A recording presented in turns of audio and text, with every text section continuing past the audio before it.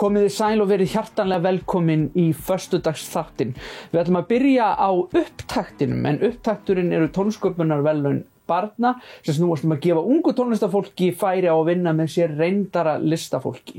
Og það 9. maí næstkomandi fara fram eins konar uppskeru hátíðar tónleikar upptaktsins í Hofi á Akureyri og hingað til mín eru komin Greta Salóme og 2 sigurvegarar upptaktsins, Jóhann Valur og Má. Verið hjartalega velkomin öll sömul. Takk fyrir. Við byrjum bara á verkefninu. Þetta er heljarinnar verkefni og hátíð, ekki satt? Jú, heldur betur. Og þetta er búið að vera svolítið langt ferli. Þau byrja á því að senda inn sína tónsmíð. Já. Og svo veljum við í dómnefnd, tökum 10 sigurvegara úr því sem við höfum fengið sænt. Og úr því verður þessi glæsilega hópur af ungum tónskáldum. Já, tónlistarstjörnum framtíðar. Heldur betur. Og hvernig var áttu þið þessi verk sem þið senduð inn á lager? Við byrjum bara á þér, Jóhann. Hvað verk sendir þú inn? Ég sendi inn Uncertain River. Já, það myndi ég segja að það var á lager. Það var á lager? Já. Og þú ert píanisti, þannig að þú sendir það á píanó væntanlega. Já, Já. ég gerði það. Frábært. En þú, Má? Ég samdi þetta fyrir þetta og próf sem ég var að taka á sama tíu, gott að geta nýtt í fleiri en eitt. Það er bara frábært. Og þú semur á hörpu? Já, og söng. Og söng, já. Þannig það er hvoru tveggja í þínu verki. Já. Og ætlar þú að syngja það sjálf? Nei, ég ætla að láta Greta syngja það. Greta, þú fær það að syngja? Já, ég fæ það hlutskipti og sko það er pínu áskorun fyrir mig vegna þess að Má samdi þetta verk við 10. aldar japanskt ljóð. Já. Þannig ég þarf aðeins að dusta þykið af japansku ljóði. Já, þú er enga stund að græja það. Nei. og hvernig fer svo vinnan fram? Þið sendið inn verkið og haldið svo áfram að þróa verkin í samstarfi við Gretu og hinna leiðbeinendurnar. Já. Já. Og hvernig hefur þessi vinna verið? Er ekki bara búið að vera gaman og kannski krefjandi? Hvað stendur upp úr? Þetta er mjög góð reynsla líka. Já, og skemmtilegt að sjá hvernig þetta fer fram. Að Já.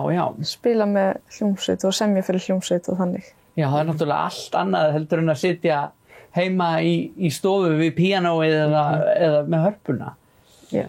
Já. Og svo er það kannski rúsínan í pylsuendanum að þið fá að taka upp verkin, ekki satt? Jú. Við fáum að gera. Já, hafið þið tekið upp áður? Nei, en ég hef verið á upptökum. Já, en aldrei ykkar eigið verk? Nei. Nei. Frábært. Þannig að þið getið bara svo farið að senda þetta út heim og farið að semja fyrir kvikmyndir og sjónvarp og ykkur sjálf og bara alla áður en varir. Já. Ég held allavega að hver sem myndi heyra þessar tónsmíðar, fólk myndi aldrei gruna að þetta væri verk úr tónsmíðakeppni fyrir börn. Þetta eru bara fullsköpuð bara verk. Já. Og kemur manni svo mikið á óvart að þetta skulle vera einmitt úr tónsmíðakeppni fyrir börn og bara ótrúlegur fjöldi og mikið, ég myndi segja að öll verkin væri mjög mismunandi, myndi ekki segja það, krakkar? Jú. Mjög. Við vorum að hlusta á þau á föstudaginn.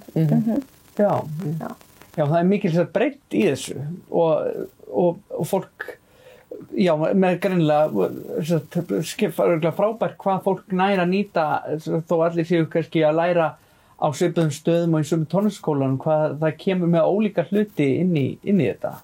Já, þessi hvað ekki? Jú. Sóttu þið innblástur í eitthvað ákveðið þegar þið sömdu verkin? Bara ljóði sem ég var að nota og ég líka skoðaði japanska tónlist. Já. Hlustaði aðeins á hana og til þess að fá feelingið í þetta. Koma þér í gírinn. Já, en þú, Jóhann? Ég fæ dálítinn innblástur á sjónvarpsþáttum eins og Downton Abbey og öðrum eins og tónskáldum fyrir kvikmyndir eins og Hans Zimmer og Einmitt. Og þeir eru út að horfa á bíómyndir og sjónvarp, ertu þá alltaf að hlusta svona eftir bara hvernig tónlistin. Það er frábært. Það er greinilega komin strax með mikið eyra fyrir þessu. Það er magnað. Og er ekki bara spenna í fólki fyrir að flytja þetta svo fyrir áhorfendur 9. maí næstkomandi? Við erum allavega mjög spennt við í hljómsveitinni. Já. Við erum alveg erum að hefja æfingar núna á föstudaginn þar sem að þau koma. Já. Við vorum með masterclass á sunnudaginn þar sem við hlustuðum öll á verk hvors annars og komum með svona komment og rosalega gaman að heyra, fannst ykkur það ekki, komment frá öðrum á ykkar verk. Jú. Já. Þannig að, og svo er bara æfing á föstudaginn þar sem að tónskáldin koma og hlusta á hljómsveitina og söngurina æfa verkið og þar gefst þeim tækifæri á að koma með komment og einhverja athugasemdir eða þau vilja breyta einhverju, eða þau vilja bæta einhverju við, eða þau finnst eitthvað ekki virka eða eitthvað virka vel. Þannig að þar hafa þau svolítið svona tækifæri til að koma og vera svolítið svona hands on í ferlinu. Er það ekki mjög spennandi? Jú. Að fá að koma inn og ég get rétt svo ímynda mér, sko. Allir að koma inn, eru búin að ákveða, það fer stundum svona orða tónskáldum að þau geti verið með vesen og svona, þú veist, eru þau að hugsa að koma inn og vera með eins og við séum að það er svakalegt vesen. Já, þau leituna prúðari tónskáldum, held ég. Nei, ég segir nú bara svona. Ætlaði að vera með vesen. Ætlaði að vera með vesen við hljómsveitina. Vonandi ekki. Nei. Það fer eftir hvernig við stöndum. Já. Það fer alltaf eftir hljómsveitinni. Já, akkurat. Ég fíla þetta, að bara halda því opnu þangað til að því kemur.